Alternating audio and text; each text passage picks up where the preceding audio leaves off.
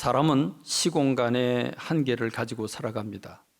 모세는 120년을 살았지만 그럼에도 불구하고 그 당시에 70이고 강건하면 80이라고 했습니다.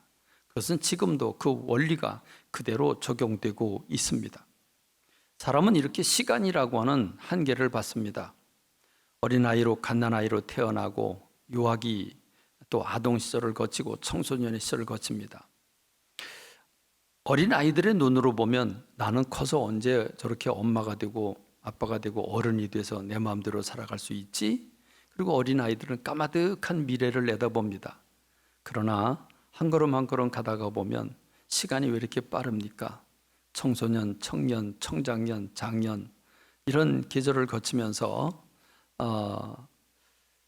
30년이라고 하는 기간은 준비하는 인생입니다. 공부하고 부모 밑에서 훈련을 받고 사람들에게서 훈련을 받으면서 경험을 쌓아갑니다. 그리고 직장을 취직하고 결혼을 합니다. 그리고 40년의 시간은 사역의 기간으로 사역을 합니다. 그리고 이제 노년을 맞게 되지요. 어김없이 은퇴라고 하는 그런 시간을 보내야 합니다. 맞이해야 됩니다. 이 의자를 비워야 된다고 하는 것, 어떤 의미인지 이미 은퇴를 경험하신 분들은 그 의미를 충분히 알 것입니다.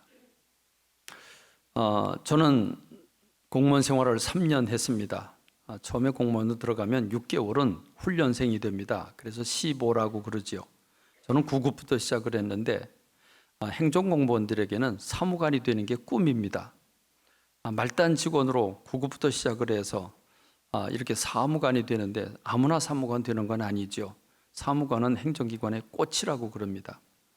시험을 보기도 하고 경력을 쌓기도 하고 점수를 따기도 하고 그렇게 해서 모범된 사람들에게 주어지는 아주 훌륭한 면류관이 사무관입니다. 아주 어렵게 시험도 보고 여러 단계를 거쳐서 사무관이 됩니다. 그리고 자리가 달라집니다. 명예가 달라집니다. 아주 뿌듯하지요. 장자리에 앉아서 이게 사무관에게 주어지는 자리로구나 이렇게 그 맛을 봅니다. 그렇게 맛을 보는데 이게 참 너무 아쉽습니다.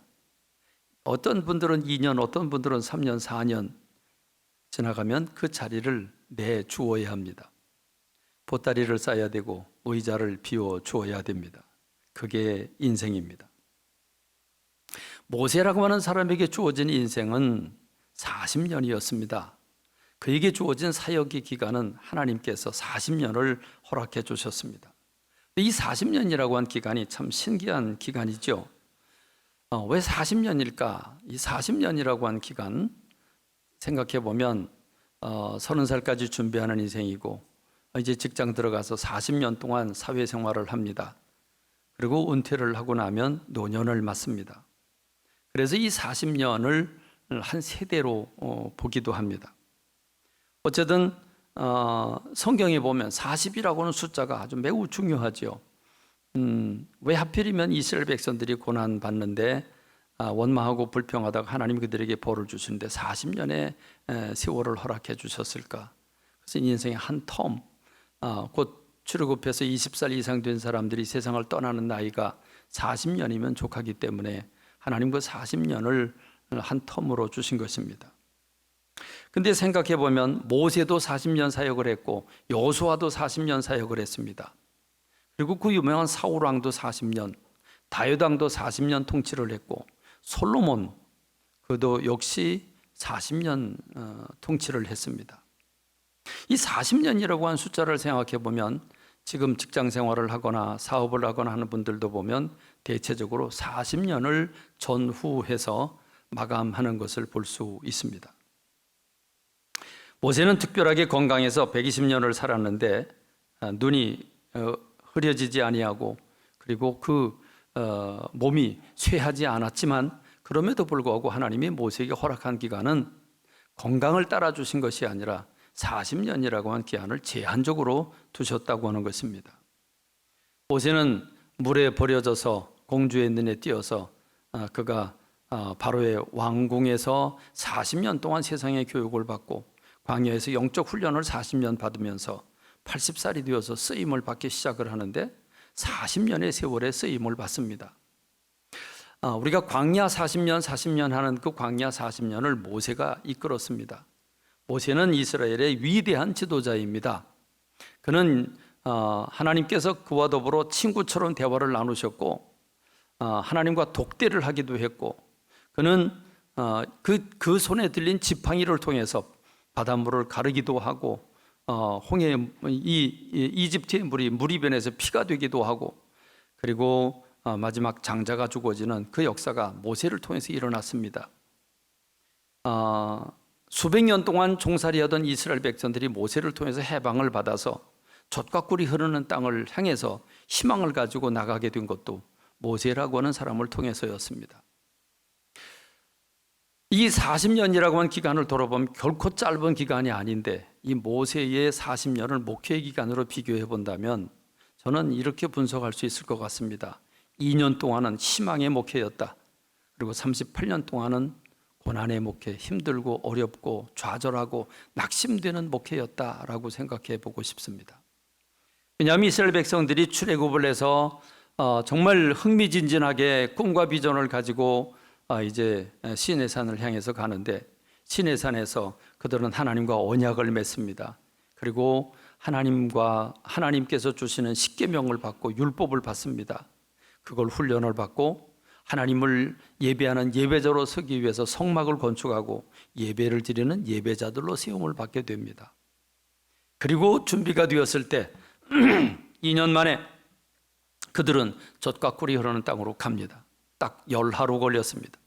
10하루 걸려서 가데스 바네아라는 곳으로 도착을 하게 되는데, 거기서 여러분 잘 아시다시피 그들은 정탐꾼을 보내자고 요청을 했고, 그리고 그 요청에 따라 정탐꾼을 한 결과 그들은 절망적인 보고를 하고, 그 절망적인 보고를 받아들인 이스라엘 백성들은 거기서 원망하고 불평하고, 그리고 다른 장관 하나를 세워서 이집트로 다시 돌아가자, 그리고 돌을 들어서 모세를 치려고 했습니다. 그렇습니다. 지나간 출애굽한 과정을 해방을 받아서 광야로 오는 3개월 동안 그들은 원망하고 불평하기만 했습니다. 그런데 급기야 이 하나님께서 약속의 땅, 모세는 하나님께서 준비했으니 가라, 하나님이 밥상을 차려놨으니 가서 먹어라 라고 명령을 했지만, 리더들이 달려와서 그래도 정탐꾼을 보내보는 게 좋지 않겠느냐 요청을 했고, 모세는 그걸 이기지 못했고 그걸 허락해 주었고, 결국 갔다 와서 그 리더들은 부정적인 보고를 하고, 그 부정적인 보고는 이스라엘 전 백성이 망하게 되는 결과를 제공하게 됩니다. 결국 돌로 치려고 하는 그 상황에 주님이 임재하셔서 그들에게 이 불신의 대가로 40년이라고 하는 기간을 광야에서 돌며 죽게 하셨습니다. 그래도 하나님의 은혜였습니다. 당장 죽이지 아니하시고 하나님이 그들을 멸하지 아니하시고 그들에게 새로운 기회를 열어주신 것입니다. 그러니 모세의 목회는 2년 동안은 희망을 가진 목회였지만 38년은 목적이 없습니다. 38년은 이 출애굽한 1세대가 죽어지는 걸 지켜보는 목회였습니다. 그들을 장례 지내는 목회였습니다. 얼마나 힘들었을까요? 얼마나 좌절했을까요? 그리고 원망하고 불평하던 그들이 38년 동안은 충성했을까요? 헌신했을까요? 여전히 불평하고 원망했습니다. 그래서 저는 생각해 봅니다. 이 38년 동안의 목회가 얼마나 힘들었을까? 모세라고 하는 사람, 그 놀라운 지팡이의 기적이, 어마어마한 기적이 그를 통해서 일어났지만 그 기적도 불평하고 원망하는 백성들 앞에서는 무용지물이었습니다. 그도 역시 함께 가나안 복지에 들어가지 못하는 벌을 받게 되었습니다. 오죽하면 그는 하나님 앞에 이렇게 구하겠습니까? 신명기 3장 25절로 26절에 보면 이렇게 모세가 고백합니다.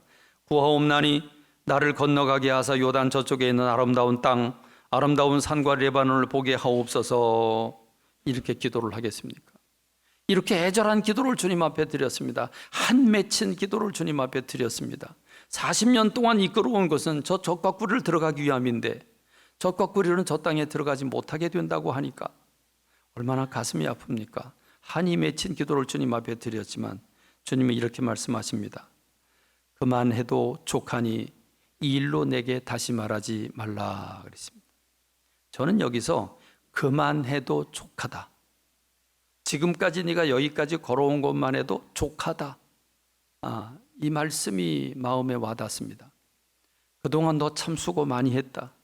내가 가나안 복지에 들어가지 못하게 한 데는 다른 이유가 있지만 너는 여기까지다. 그렇습니다. 여러분 잘 아시는 대로 모세는 율법을 대변합니다. 율법을 대변하기 때문에 율법을 잘 지켜서 천국 들어갈 사람은 없습니다. 그러므로 여호수아 예수 그리스도를 앞장 세우고 예수 그리스도가 앞서가시고 그 뒤를 따라가면서 예수 그리스도 이름으로 천국 들어가는 것이기 때문에 모세는 요단강을 건널 수 없었습니다. 그렇기 때문에 하나님은 너의 몫은 여기까지다. 내 몫은 여기까지다. 이렇게 말씀을 하십니다. 하나님이 우리들이 서로 얘기하는 가운데 이렇게 그 뉘앙스를 느낄 수 있을 것 같습니다. 모세야, 미안하다. 너의 사역은 여기까지야.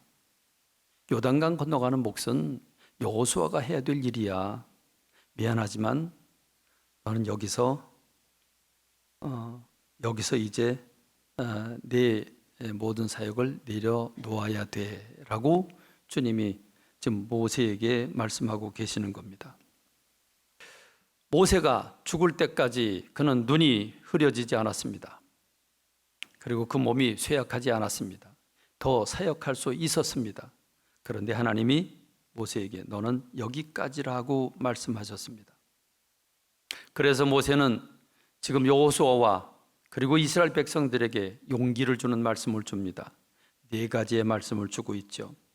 여기까지라고 하는 주님의 말씀을 들으면서 모세는 인수인계하는 그 여호수아에게 그리고 이스라엘 백성들에게 4가지의 말씀을 줍니다.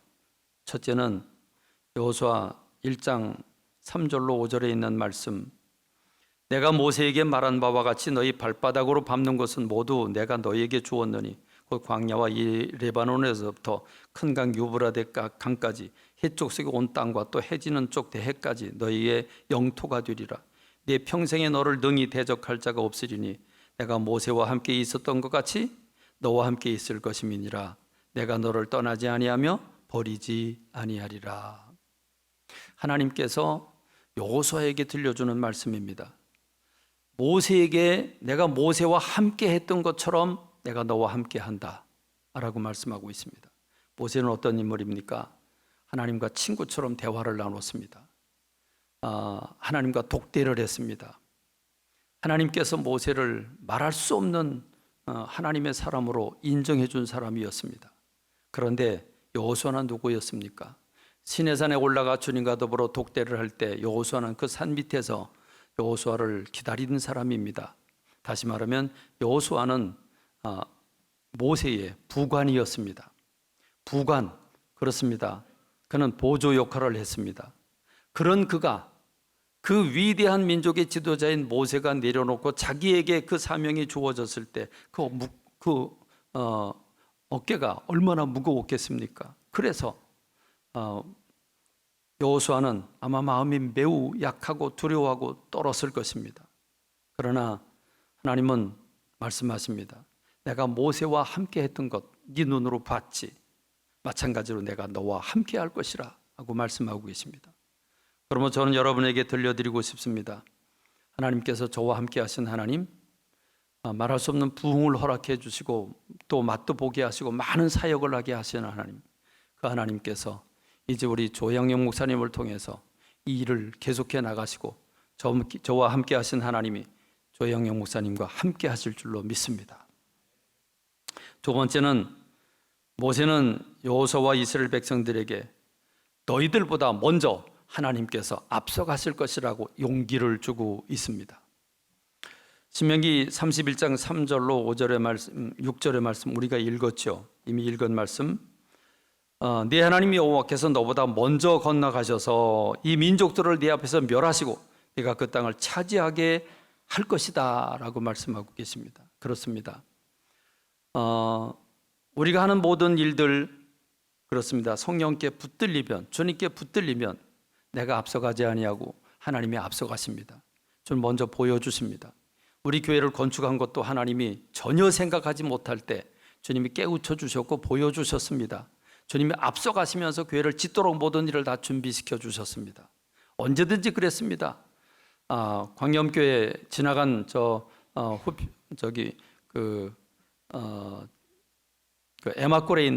에마골에 있던 교회들도 IMF를 짓는 기간에 굉장히 어려움이 있었지만 하나님이 미리 다 준비를 하셨습니다. 앞서가셨습니다. 주님이 앞서가시면서 모든 일을 다 준비하시고 우리들로 그 뒤를 따라가게 하셨습니다. 여기까지 왔습니다. 마찬가지로 하나님께서 우리 조영영 목사님 그리고 여러분 모두가 하고자 하는 모든 일을 주님이 앞서가시면서 자리를 깔아놓으시고 준비하시고 모든 적들을 흩어놓으시고 여러분들이 마음 놓고 일할 수 있도록 앞서가실 줄로 믿습니다. 그 하나님을 찬양하는 여러분 되시기를 바랍니다. 세 번째, 모세는 그래서 하나님이 앞서갔을 것이기 때문에 너희들은 하나님의 말씀을 소중히 여기고 그 말씀을 꼭 붙들고 그 말씀을 실천하라고 당부하고 있습니다. 오늘 우리가 읽은 5절 말씀을 보면 여호와께서 그들을 너희 앞에 넘기시리니 너희는 내가 너희에게 명한 모든 명령대로 그들에게 행할 것이라 그랬습니다. 신명기 12장부터 26장의 말씀은 이스라엘 백성들이 요단강 건너서 가나안 땅에 들어가면 평생 지켜야 할 법도와 규례들을 주고 있습니다. 그 계명들을 지금 모세는 이 계명들, 이 규례들, 이 법도들을 반드시 지켜야 할 것이라고 말씀하고 있습니다. 교회 안에 가끔 인문학이 들어옵니다. 세상 것들이 들어옵니다. 세상의 문화들이 들어옵니다. 그래서 열심히 교회가 살아 움직이는 것 같지만 사실은 아닙니다. 교회는 하나님의 말씀이 주류를 이루어야 됩니다. 교회는 하나님께서 일하시도록 해야 합니다. 그러면 교회는 하나님의 말씀을 진리의 말씀으로 붙잡고 그 말씀을 붙들고 그 말씀을 이루어가는 우리 조 목사님 여러분들 되시길 주의 이름으로 축원합니다. 그리고 모세는 여호수아에게 끝으로 이렇게 당부하고 있습니다. 오늘 우리에게 읽은 6절의 말씀, 너희는 강하고 담대하라, 두려워하지 말라, 그들 앞에서 떨지 말라 그랬습니다. 이스라엘 백성들은 가데스바네아 앞에서 거인족 앞에 그리고 어마어마한 성벽 앞에서 두려워 떨었습니다.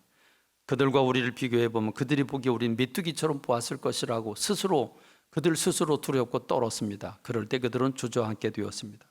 그러나 여러분, 환경을 바라보고 상황을 바라보는 게 아니라 언제든지 우리들에겐 계산할 수밖에 없는 상황이 우리에게 펼쳐지지만 여러분들은 계산이 되는 현실을 바라보지 말고 계산 꼭대기에 있는 하나님을 바라보는 여러분들이 되시길 주님의 이름으로 축원합니다.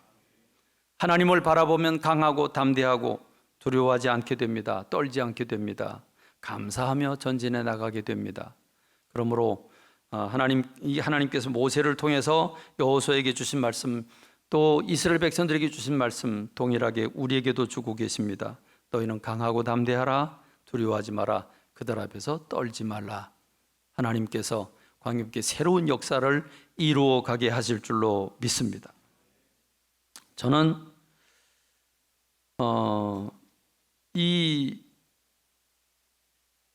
이제 후임자를 정하고 오늘 이렇게 오셔서 이렇게 이제 세대 교체가 되는 이런 상황 속에서 늘 사무엘상을 읽으면서 사무엘이 했던 고백이 나의 고백이 되었으면 좋겠다라는 생각들을 늘 해왔습니다. 사무엘상 12장 1절로 3절의 말씀을 보면 사무엘이 사울 왕을 세워놓고 사울 왕에게 인수인계를 한 후에 이렇게 이스라엘 백성들 앞에서 증언하듯이 이렇게 얘기를 합니다. 보라, 너희가 내게 한 말을 내가 다 듣고 너희 위에 왕을 세웠다. 이제 왕이 너희 앞에 출입한다. 보라, 나는 늙어 머리가 휘어졌고 내 아들들도 너희와 함께 있느니라. 내가 어려서부터 오늘까지 너희 앞에 출입하였거니와 내가 여기 있는데 여호와 앞과 그의 기름 부음을 받은 자 앞에서 내게 대하여 증언해라. 증언해라. 내가 누구의 소를 빼앗았느냐? 누구의 나귀를 빼앗았느냐? 누구를 속였느냐? 누구를 압제하였느냐? 내 눈을 흐리게 하는 뇌물을 누구의 손에서 받았느냐? 그리하였으면 내가 그것을 너에게 갚으리라. 돌이켜보면 이 사무엘이 한 고백을 나도 은퇴할 때 했으면 좋겠다라고 생각을 했지만 자신이 없습니다. 지난 40년의 세월을 더듬어 보면 부끄러움과 회한, 아쉬움이 가득한 40년의 세월이었습니다. 모세가 40년 동안의 그 목회 여정을 돌아보면서 이스라엘 12지파에게 하나하나 축복을 선언합니다. 그러면서 결말에서 이렇게 이스라엘 백성들을 향해서 노래합니다. 신명기 33장 29절, 이스라엘이여 너는 행복한 사람이로다. 여호와의 구원을 너같이 얻은 백성이 누구냐?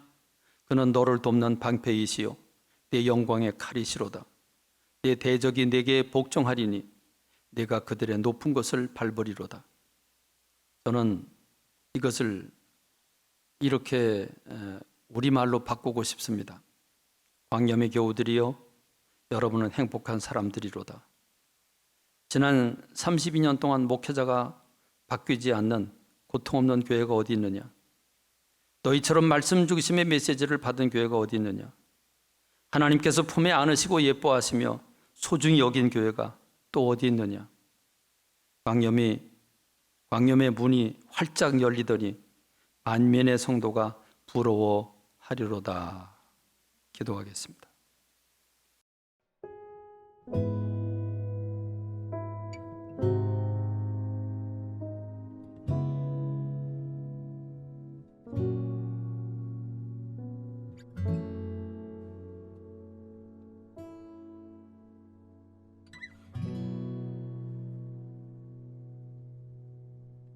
나 같은 죄인 살리신 주 은혜 놀라워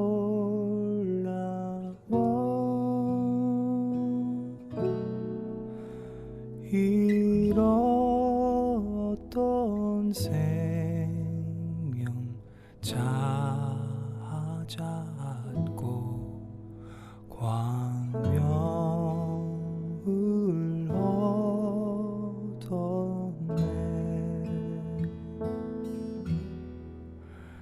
큰 죄악에서 건지신 주 은혜 고마워.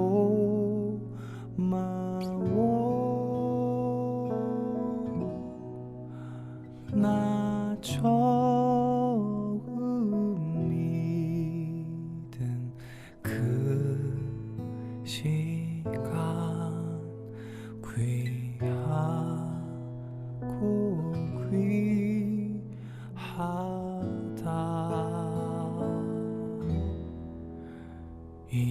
이제껏 내가 산 것도 주님의 은혜라. 또 나를 장차 본 향해 인도해 주시리.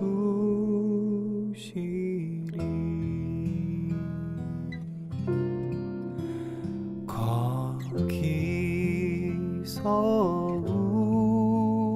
우리 영원히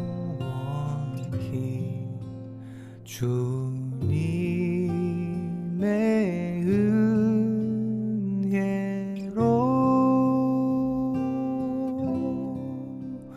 해처럼